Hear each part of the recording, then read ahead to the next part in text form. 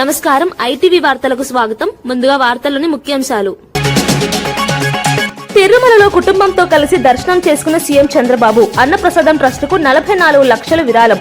సాధారణ భక్తుల queue complex లో దర్శనం చేసుకున్న చంద్రబాబు. కుటుంబంతో ప్రత్యేక పూజలు నిర్వహించిన సీఎం.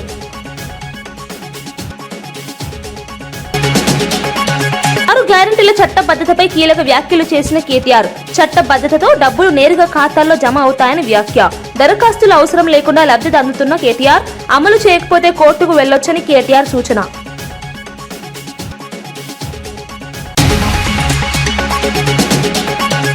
బడ్జెట్ పై విమర్శలు చలో అసెంబ్లీకి పిలుపునిచ్చిన కొమరయ్య. కేటాయింపులు ఆదాయానికి సరిపోవడం లేదని కొమరయ్య వ్యాఖ్యలు. విద్య, వైద్య, వ్యవసాయ రంగాలకు నిధులు తక్కువని విమర్శలు. ప్రజలు ప్రభుత్వాన్ని ప్రశ్నించాలని కొమరయ్య పిలుపు. భారీ బడ్జెట్ ప్రవేశపెట్టిన భట్టి విక్రమార్క కీలక ప్రకటనలు. ప్రవేశపెట్టిన 3,24,000 కోట్ల బడ్జెట్. 1,15,00,000 కుటుంబాలకు బీమా పథకం. విద్యార్థులకు కొత్త పథకాలు ప్రకటించిన భట్టి విక్రమార్క.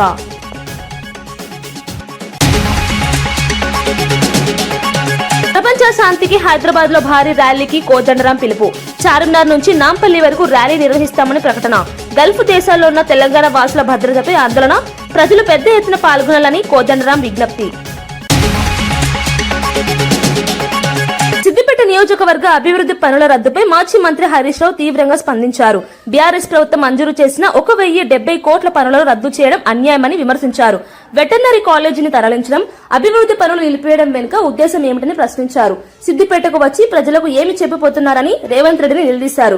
వెంటనే పనులను పునః ప్రారంభించాలని డిమాండ్ చేశారు. ప్రజల అభివృద్ధిని అడ్డుకోవడం సరైంది కాదని అన్నారు. రాజకీయ కారణాలతో ప్రాంతాన్ని నష్టపరచొద్దని హెచ్చరించారు. ప్రజల ఆశలు నెరవేర్చాల్సిన బాధ్యత ప్రభుత్వంపై ఉందన్నారు. కోమచ్చెరు శిల్పారామం అర్ధాంతరంగా ఆగిపోయి ఆ పనులు మిమ్మల్ని వెక్కిరిస్తా ఉన్నాయి. సిద్దిపేట నియోజకవర్గ ఔటర్ రింగ్ రోడ్ పనులు ఆగిపోయినాయి. తోర్నాలలో బీఎస్సీ అగ్రికల్చర్ ఆఫీస్ యొక్క భవనం ఆగిపోయింది. కాలేజ్ బిల్డింగ్ ఆగిపోయింది. బీఎస్సీ అగ్రికల్చర్ కాలేజ్ బిల్డింగ్ పనులు ఆగిపోయినాయి.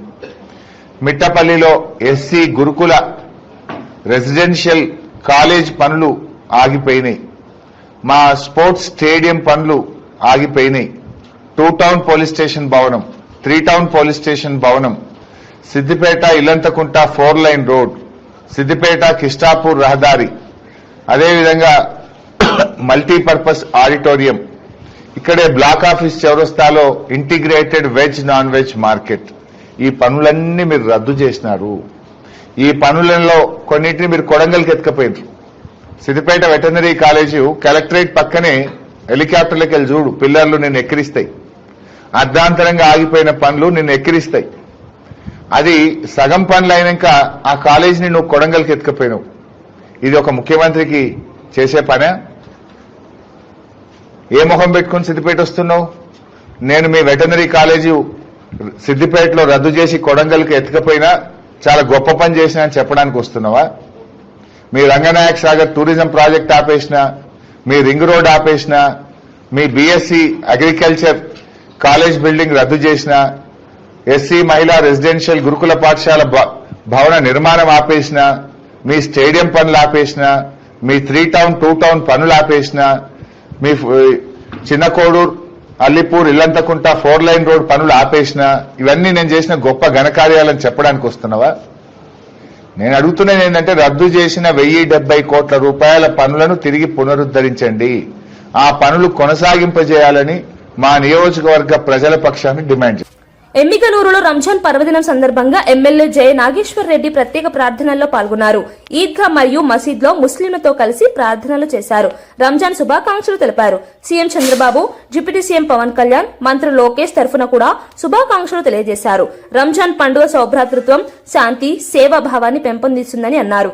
ఈ కార్యక్రమంలో స్థానిక నాయకులు, ప్రజలు పెద్ద సంఖ్యలో పాల్గొన్నారు.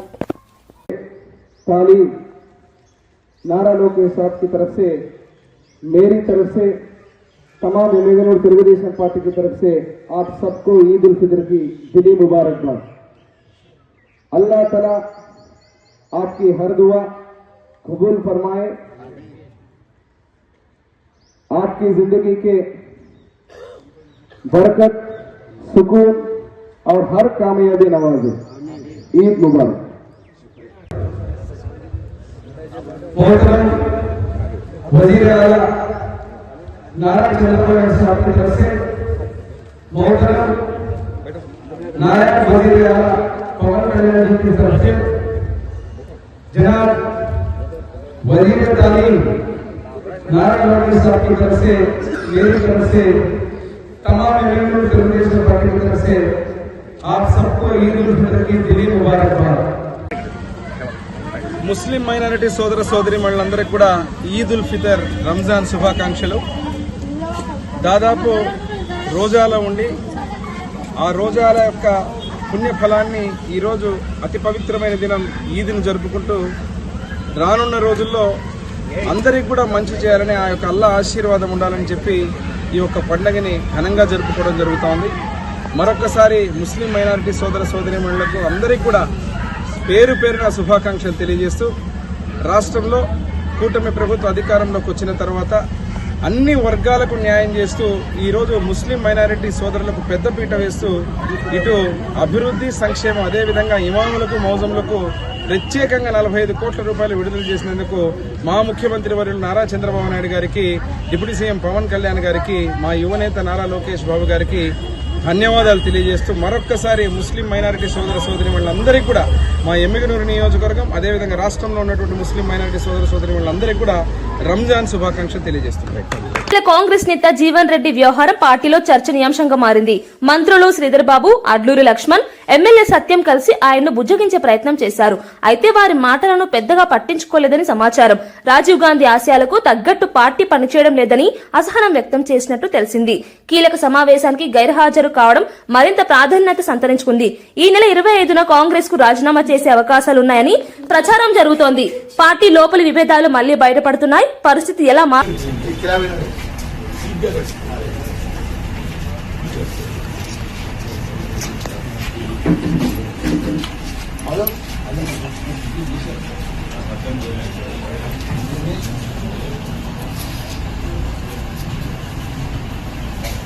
మధు టిఫిన్ చెప్పాడు ఆవిడ ఆకు కూడా పట్టాలి ఒక్క లీటర్కే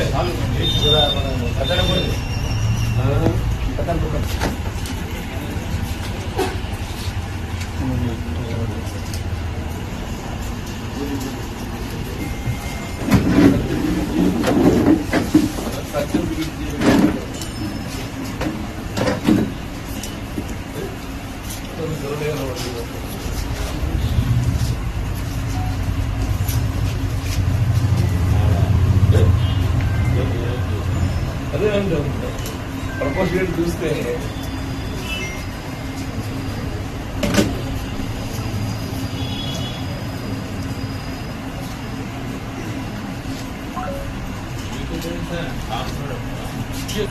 మీకు ఎంత ఫాలోయింగ్ ఉంది, మాకు ఎంత ఫాలోయింగ్ ఉంటుంది సార్. మా లీడర్లు ఫాలోయింగ్ ఏముంటుంది అబ్బో సార్, ఉంటా మీ వెహికల్ అటు పోతుందంటే మాకు సేఫ్టీ.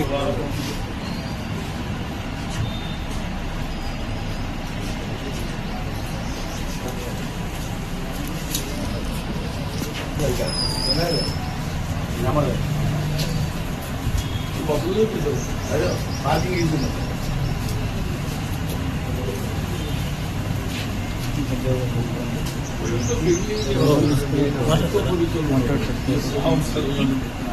ముఖ్యమంత్రి చంద్రబాబు నాయుడు కుటుంబంతో కలిసి తిరుమలలో శ్రీవారిని దర్శించుకున్నారు.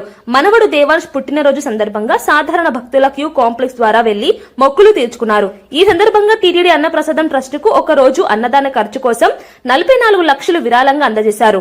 కుటుంబ సభ్యులతో కలిసి ప్రత్యేక పూజలు నిర్వహించారు. భక్తుల మధ్య సాధారణంగా దర్శనం చేయడం ఆకర్షణగా నిలిచింది. తిరుమలలో భారీగా భక్తులు పాల్గొన్నారు. విరాళం ఇవ్వడం పట్ల భక్తులు ప్రశంసలు వ్యక్తం చేస్తున్నారు. సేవా కార్యక్రమాలకు ఇది ఆదర్శమని అంటున్నారు.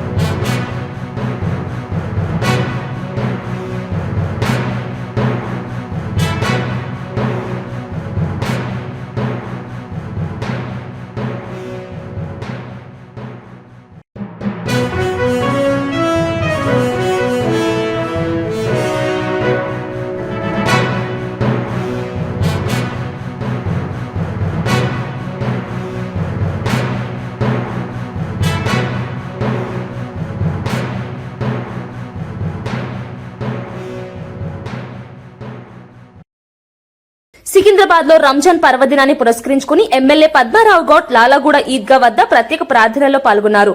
సంప్రదాయబద్దంగా జరిగిన ప్రార్థనల అనంతరం ముస్లింలకు శుభాకాంక్షలు తెలిపారు. పండుగను ఆనందంగా జరుపుకోవాలని ప్రజలకు సూచించారు. ఈ కార్యక్రమంలో మజీద్ కమిటీ సభ్యులు, బీఆర్ఎస్ నాయకులు, మైనార్టీ పెద్దలు పాల్గొన్నారు. అనంతరం పలువురు ప్రముఖుల ఇళ్లకు వెళ్లి రంజాన్ వేడుకల్లో పాల్గొన్నారు. సామాజిక ఐక్యతకు ఇది ప్రతీకగా నిలుస్తుందని అన్నారు. పండుగ సందర్భంగా ప్రజలు శాంతి, సౌభ్రాతృత్వంలో ఉండాలని ఆకాంక్షించారు.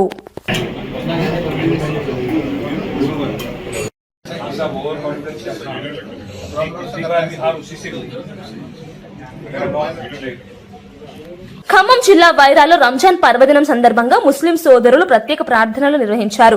రిజర్వాయర్ సమీపంలోని ఈద్గా వద్ద మజీద్ కమిటీ ఆధ్వర్యంలో కార్యక్రమం జరిగింది. రాజకీయ నాయకులు పాల్గొని శుభాకాంక్షలు తెలిపారు. రంజాన్ దీక్షలు చేపట్టి ప్రార్థనలు చేయడం శుభప్రదమని పేర్కొన్నారు. అల్లా ఆశీస్సులు అందరికీ కలగాలని కోరుకున్నారు. మజీద్ కమిటీ సభ్యులు, స్థానిక నాయకులు పెద్ద సంఖ్యలో పాల్గొన్నారు. ఆధ్యాత్మిక వాతావరణంలో ప్రార్థనలు జరిగాయి. వైరాలో పండుగ సందడి నెలకొంది. إن هذا لفي الصحف الأولى صحف إبراهيم.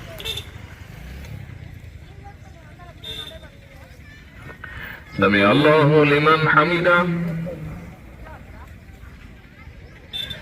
الله أكبر.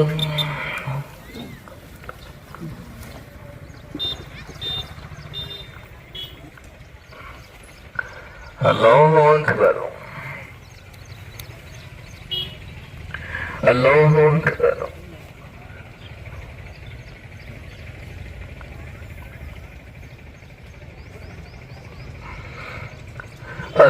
الله أكبر. الحمد لله رب العالمين الرحمن الرحيم مالك يوم الدين إياك نعبد وإياك نستعين اهدنا الصراط. وما تدري نفس ماذا تكسب غدا وما تدري نفس بأي أرض تموت إن الله عليم خبير. الله أكبر.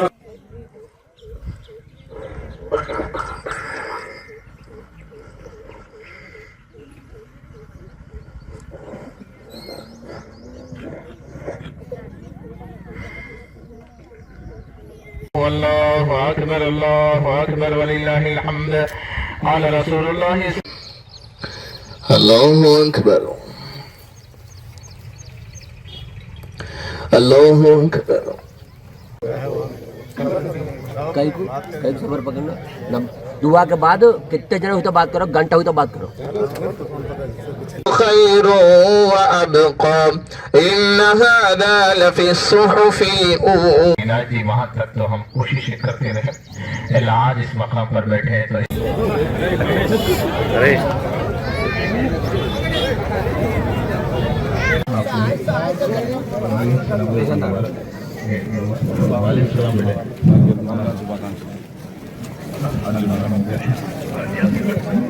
పశ్చిమాసియాలో యుద్ధ పరిస్థితులపై ఆందోళన వ్యక్తం చేస్తూ ప్రొఫెసర్ కోదండరాం కీలక ప్రకటన చేశారు. ఈ నెల 29న హైదరాబాద్ లో భారీ శాంతి ర్యాలీ నిర్వహించనున్నట్లు తెలిపారు. చార్మినార్ నుంచి నాంపల్లి వరకు ర్యాలీ సాగుతుందని చెప్పారు. వామపక్ష, మైనార్టీ, విద్యార్థి సంఘాలు పాల్గొంటాయని తెలిపారు. గల్ఫ్ దేశాల్లో ఉన్న తెలంగాణ వాసుల భద్రతపై కేంద్రం దృష్టి పెట్టాలని డిమాండ్ చేశారు. శాంతి చర్చలు జరపాలని కోరారు. యుద్ధానికి వ్యతిరేకంగా బలమైన సందేశం ఇవ్వడమే లక్ష్యమని పేర్కొన్నారు. ప్రజలు పెద్ద ఎత్తున పాల్గొనాలని పిలుపునిచ్చారు. తెలంగాణ నుంచి సుమారు 15 లక్షల మంది గల్ఫ్ దేశాల్లో ఉన్నారు. వీరందరూ కూడా విపరీతమైన ప్రాణభయంతో బతుకుతున్నారు. రేపు వాళ్ళ బతుకులు అవకాశాలు దెబ్బతింటే చాలా పెద్ద ఎత్తున వాళ్ళందరూ కూడా వస్తే ఇక్కడ ఈ ఆర్థిక తెలంగాణ రాష్ట్రం కూడా ఒక ఆర్థిక భారాన్ని పరివర్తిస్తుంది. ఇటువంటి కష్టాలు ఎందుకు వస్తున్నాయంటే నిజానికి యుద్ధానికి ఒక కారణం కూడా కనబడతలేదు.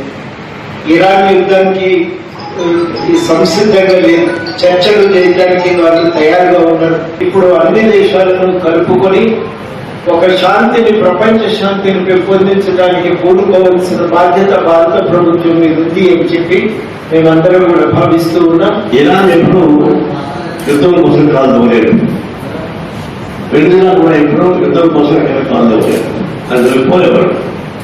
వాళ్ళు ఖాళీ చేసిందంటే అమెరికా విత్ హెల్ప్ ఆఫ్ ఇక్కడ ఆర్థిక స్వలాభం కోసం ఇరాక్ మీద దాడి చేసిన తాను సరిగ్గా వేసింది. అప్పుడు సత్తావసరం చెప్పారంటే అనుమానిత తయారీ టాబ్లెట్ చెప్పేసి పదే పదే. రాష్ట్రంలో కాంగ్రెస్ పాలనపై బీజేపీ నేతలు తీవ్ర విమర్శలు గుప్పించారు. ప్రజలను మోసం చేస్తూ అవినీతి పాలన సాగుతోందని ఆరోపించారు. హిందువులకు వ్యతిరేక విధానాలు అమలు చేస్తున్నారని విమర్శించారు. అన్ని వ్యవస్థలు కుప్పకూలిపోయాయని పేర్కొన్నారు. రాష్ట్రాన్ని ఆర్థికంగా బలహీనపరిచారని ఆరోపించారు.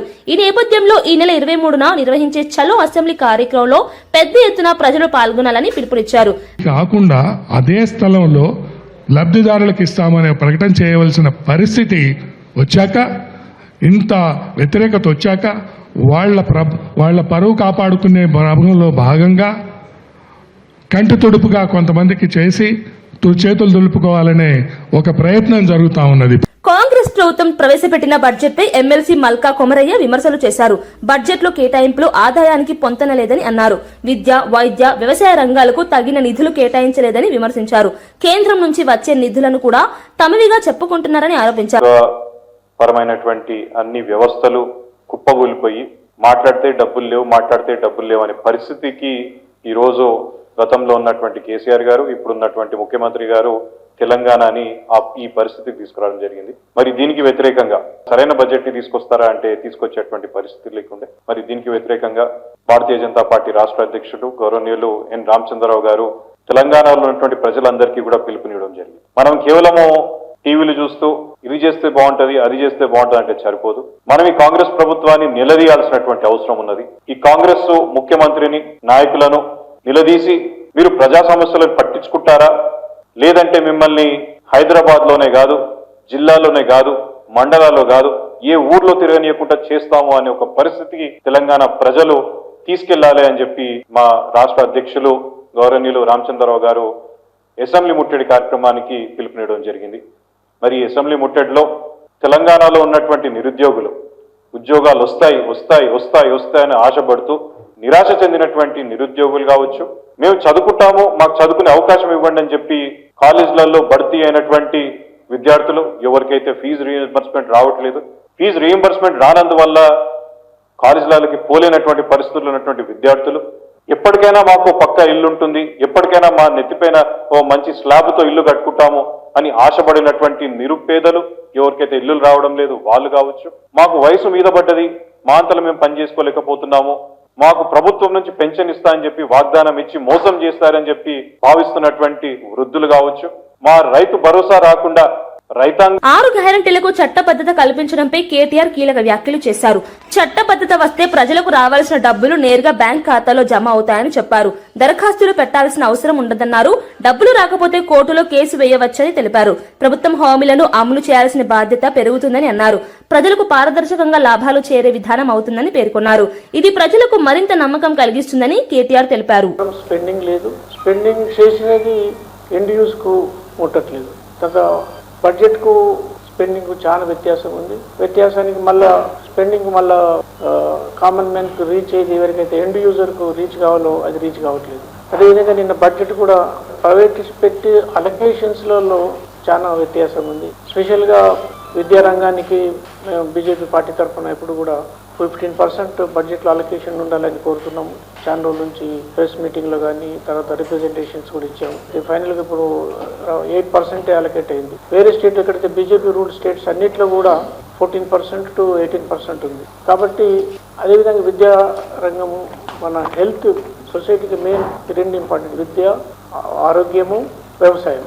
వ్యవసాయ రంగాన్ని కూడా రైతులకు ఇచ్చిన హామీలు కానీ లేకుంటే వాళ్ళ పిఎం ఫసల్ బీమా కానీ ఏ స్కీమ్స్ కూడా ఇంప్లిమెంట్ అయ్యాయి. అయితే గవర్నమెంట్ ఆఫ్ ఇండియాకి వెళ్ళి వాళ్ళు గొప్పగా చెప్పింది ఏముందంటే పాత గవర్నమెంట్ ఒక 6,000 crores వరకు వాళ్ళు డబ్బులు తీసుకురాలేదు, కాబట్టి అది మేము పర్సూ చేసి ఆ 6,000 crores తెచ్చుకున్నామని చెప్పారు. అంటే స్టేట్ గవర్నమెంట్ మొత్తం సెంట్రల్ గవర్నమెంట్ మీద డిపెండ్ అవుతుంది.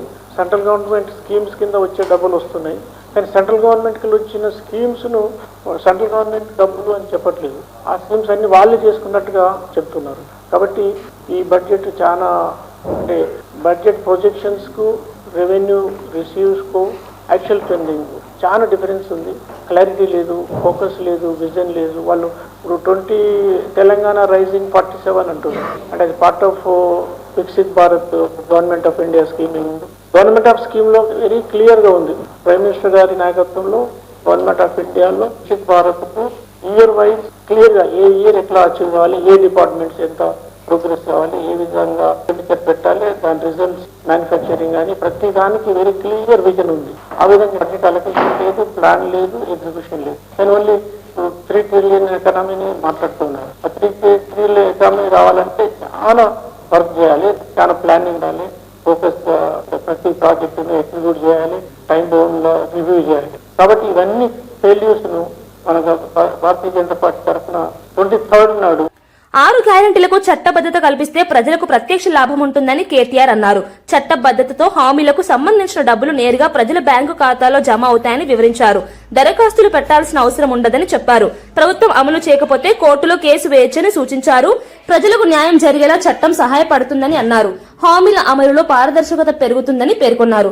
ఇది ప్రజల విశ్వాసాన్ని పెంచే నిర్ణయమని కేటీఆర్ వ్యాఖ్యానించారు. ఖాతాను డైరెక్ట్ గా బ్యాంకులకు వెళ్ళి కట్ చేయాలి అని ముఖ్యమంత్రి గారు మాట్లాడారు.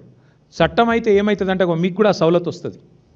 మీకు కూడా 2500 ఎదురు చూసి అక్కడ ఉండదు. చట్టం అయితే నా ప్రైవేట్ మెంబర్ బిల్లు పాస్ అయితే, కాంగ్రెస్ బీజేపీ సహకరిస్తే బిల్లు పాస్ అయితే ఏం జరుగుతుందంటే మా రాష్ట్రంలోని ఆడబిడ్డలందరికీ సచ్చినట్టు గవర్నమెంట్ 2500 ఇవ్వాల్సిందే. లేకపోతే డైరెక్ట్గా ఖాతాలకు వెళ్ళి కట్ చేసుకునే ఆటో డెబిట్ సౌకర్యం తప్పకుండా మీకు వస్తుంది. మీ ఖాతాల్లో వచ్చి పడుతుంది, లేదంటే బాకీగా మిగిలిపోతుంది. మీకు తప్పకుండా ప్రభుత్వానికి ఇయ్యక తప్పని పరిస్థితి వస్తుంది. రాష్ట్రంలోని పెద్ద మనుషులందరికీ 4000 పెన్షన్కి సంబంధించి చట్టబద్ధత వస్తే మీకు హక్కు వస్తుంది. ఆ హక్కుతో మీరు కోర్టుకు పోయి ఇగో చట్టం ఉంది వీళ్ళు ఇస్తలేరు అంటే కోర్టు మొట్టికాయలేసి గవర్నమెంట్తో మిత్తితో సహా మీకు కట్టించిస్తుంది. ఆ గది లాభం అయ్యేది. రైతులకు హక్కు వస్తుంది. 6 గ్యారెంటీల చట్టం అయితే హక్కు వస్తుంది. ఎట్లా హక్కు? మాకు 15,000 అన్నాడు, ఇస్తలేడు, ఇప్పటికే 3 సార్లు ఎగ్గొట్టిండు రైతు బంధు అని మీరు కోర్టుకు పోతే కోర్టు మొట్టికాయలేసి గవర్నమెంట్తోని ఖచ్చితంగా మీకు పైసలు ఇప్పిస్తుంది. రాష్ట్రంలోని విద్యార్థులకు లాభం అవుతుంది. 5 లక్షల విద్యా భరోసా కార్డు ఇయ్యక తప్పని పరిస్థితి గవర్నమెంట్కు ఆ అనివార్యత ఏర్పడుతుంది. అందుకే మేము మీ తరపున ఈ బిల్లు పెడతా ఉన్నాం. మీరు దరఖాస్తులు ఇవ్వాల్సిన అవసరం ఉండదు, దండాలు పెట్టవలసిన పని లేదు, ఇక అయ్యా అప్ప అని చెప్పి ఎవరిని బతిమలాడుకోవాల్సిన అవసరం కూడా ఉండదు. ఎట్లయితే ప్రభుత్వ ఉద్యోగులకు ప్రభుత్వం విధిగా జీతాలు ఇస్తుందో చట్టం చేస్తే అట్లాగే మీకు 4,000 రూపాయల పెన్షను, చట్టం చేస్తే అట్లాగే మీకు 2,500 మహిళలకి, 15,000 రైతులకి, అట్లాగే 5 లక్షల విద్యా భరోసా కార్డు విద్యార్థులకి మీకు వస్తుంది. చట్టం యొక్క ఉద్దేశం ఇది. వార్తలు ముగించే ముందు ముఖ్యాంశాలు మరోసారి. తిరుమలలో కుటుంబంతో కలిసి దర్శనం చేసుకున్న సీఎం చంద్రబాబు. అన్నప్రసాదం ట్రస్ట్ కు 44 లక్షల విరాళం. సాధారణ భక్తుల క్యూ కాంప్లెక్స్ లో దర్శనం చేసుకున్న చంద్రబాబు. కుటుంబంతో ప్రత్యేక పూజలు నిర్వహించిన సీఎం.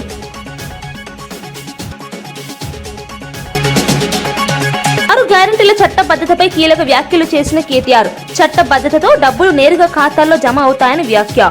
దరఖాస్తుల అవసరం లేకుండా లబ్ధి అందుతున్న కేటీఆర్. అమలు చేయకపోతే కోర్టుకు వెళ్లొచ్చని కేటీఆర్ సూచన.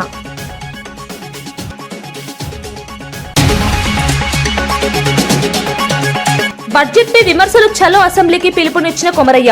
కేటాయింపులు ఆదాయానికి సరిపోవడం లేదని కొమరయ్య వ్యాఖ్యలు. విద్య, వైద్య, వ్యవసాయ రంగాలకు నిధులు తక్కువని విమర్శలు. ప్రజలు ప్రభుత్వాన్ని ప్రశ్నించాలని కొమరయ్య పిలుపు. భారీ బడ్జెట్ ప్రవేశపెట్టిన భట్టి విక్రమార్క కీలక ప్రకటనలు. ప్రవేశపెట్టిన 3,24,000 కోట్ల బడ్జెట్. 1,15,00,000 కుటుంబాలకు బీమా పథకం. విద్యార్థులకు కొత్త పథకాలు ప్రకటించిన భట్టి విక్రమార్క.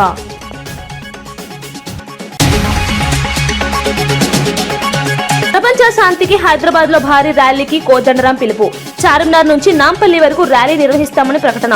గల్ఫ్ దేశాల్లో ఉన్న తెలంగాణ వాసుల భద్రతపై ఆందోళన. ప్రజలు పెద్ద ఎత్తున పాల్గొనాలని కోదండరాం విజ్ఞప్తి. ఇవి ఈనాటి వార్తా విశేషాలు. మరో బులెటిన్ లో మళ్ళీ కలుద్దాం. నమస్కారం.